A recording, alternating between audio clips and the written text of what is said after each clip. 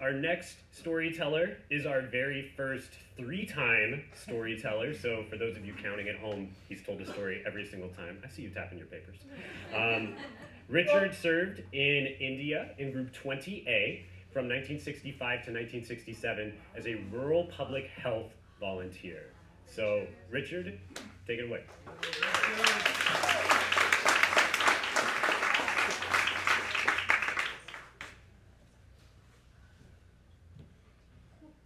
I didn't want to disappoint anybody here, so I brought my notes.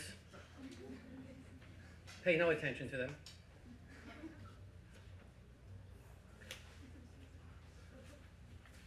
Now, most of you here are Peace Corps volunteers, returned Peace Corps volunteers, or are thinking about going into the Peace Corps.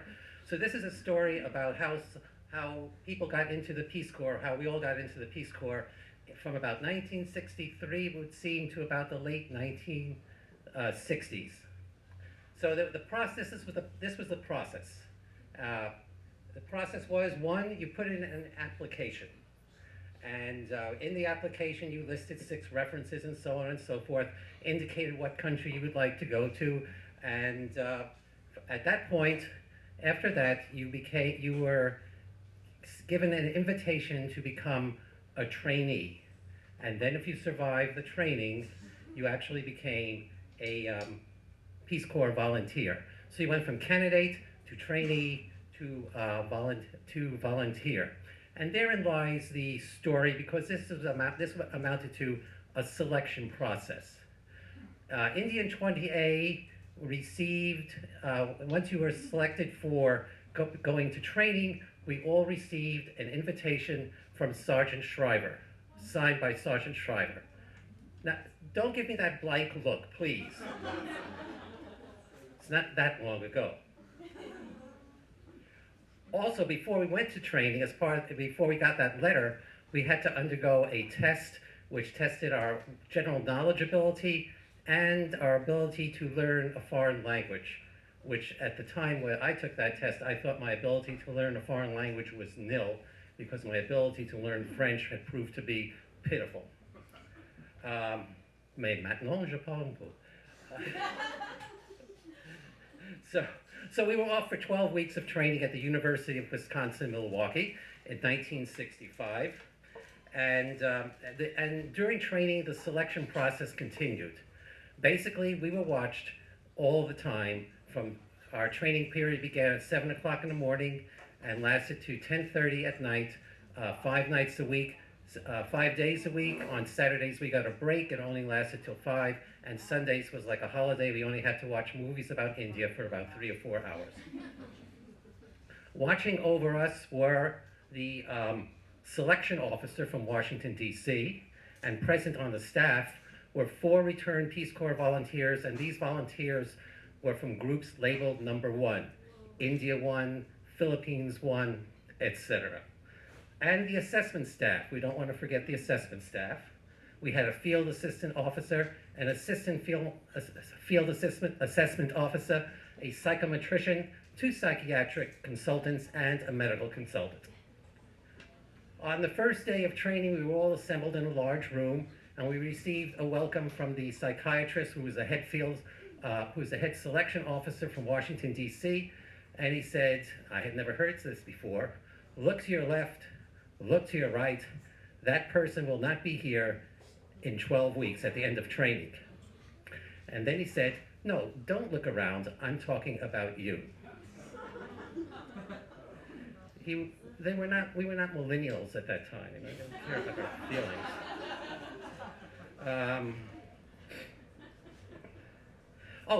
And when we were in training, this is interesting, our references were checked. And who would check our references? But as near as we could figure out, representatives of the Federal Bureau of Investigation.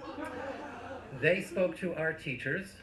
They spoke to our girlfriends, our boyfriends, our friends. They spoke to anybody that they could find, trying to find what we would call these days dirt on us.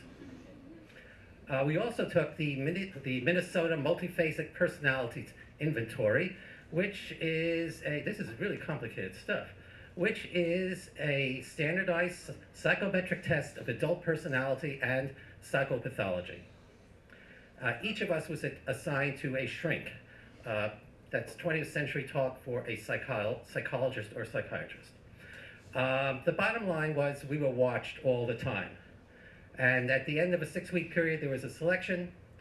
And how we were told whether or not we were to remain was very interesting. We came into the recreation room, and we all had little slots for mail, and each and every one of those slots had an 8.5 by had an envelope, one of those white business envelopes. Envelopes were something where you put letters into, and you put it in the post. And inside was a note and said, "Go immediately to room. Go immediately to room 1, 2, or 3." And depending what room you were assigned to, that decided your fate. So I immediately see, oh, go immediately to room 3. I dashed off to room 3 like a madman. I get in there and there's nobody else but me. Not too good. Well, in about 2 or 3 minutes, more and more people came in, and we began to realize they couldn't get rid of all of us. They could, but others went to a room where they had some sort of a temporary hold. They were okay, just a little upset. But the last group, they went to the room for those people who were not chosen to become volunteers. They were washed out. They were not selected. They were gone that afternoon. We never saw them again. They were packed up, shipped out.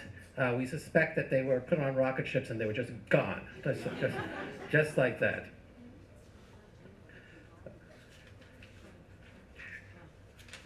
Don't worry, there's more. So the whole process was a very nerve-wracking situation. After the first selection board, we went off for 2 weeks onto an Indian reservation where we did such interesting things as build outhouses, cooked commodity food. Commodity food was food that was given to poor people, and some of us were lucky enough to skin and eat squirrels. Basically, the Indians took care of us. They invited us to their homes, showed us how to do things. So it's a two-way reciprocal street. Basically, at the end of that 6 weeks, the word went out. Well, we already knew. Don't talk to anybody who might have anything to do with you being selected out. Always be positive. Always be friendly, and try to be as likable as possible. Now, for me, this presented a problem because I was born in New York City. I grew up on the east side of Manhattan. I went to public school on the Lower East Side of Manhattan. I went to junior high on the east side of Manhattan, and I went to New York University. And when I realized that for the next 3 months, I could not say one sarcastic, cynical, or facetious thing, I knew I would have to do the best acting job I could possibly do in my entire life. Then we had our crazy incidents.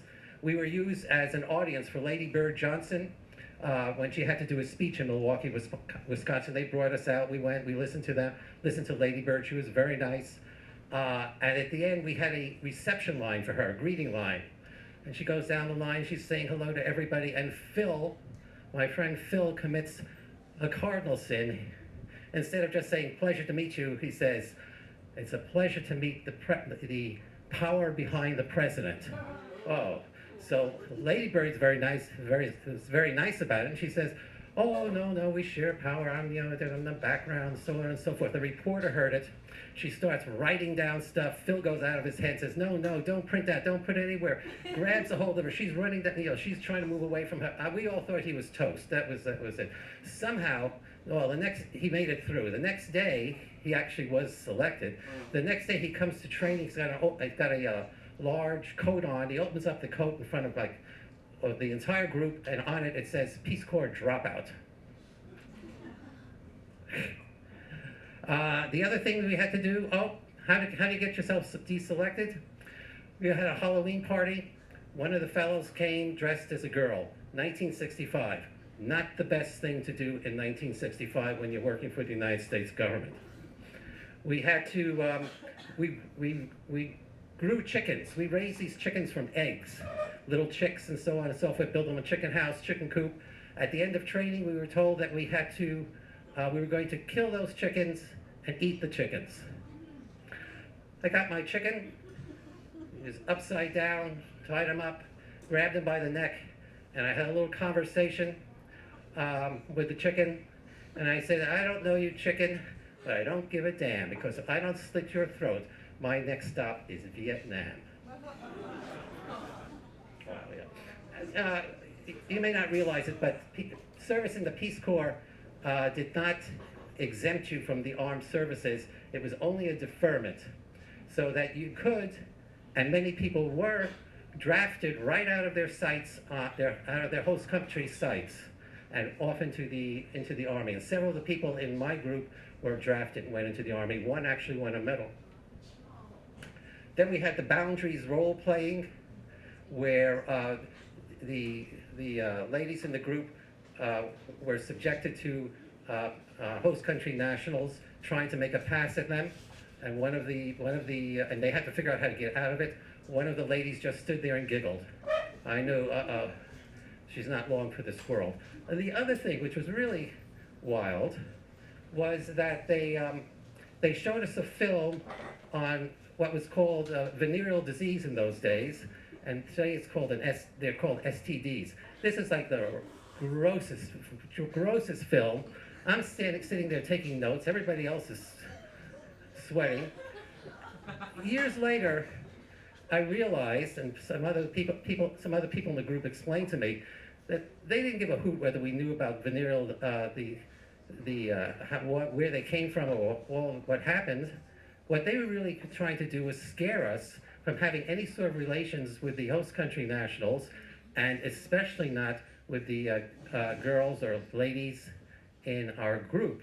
Well, for India 20A, that sort of stuff was wasted, because it was 1965, and the ladies who were part of India 20A made the Vestal virgins of ancient Rome look like a bunch of sluts on vacation in Las Vegas.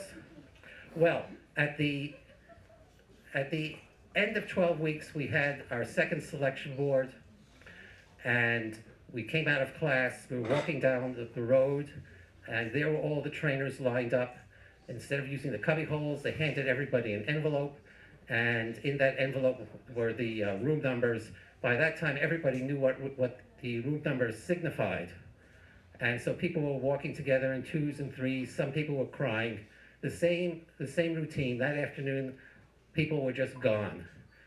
We started with 64 people as trainees, and we went over to India with 37. So the rest of 37 people were selected, and the rest were deselected. And that is the deselection process in those days in the 1960s. Thank you.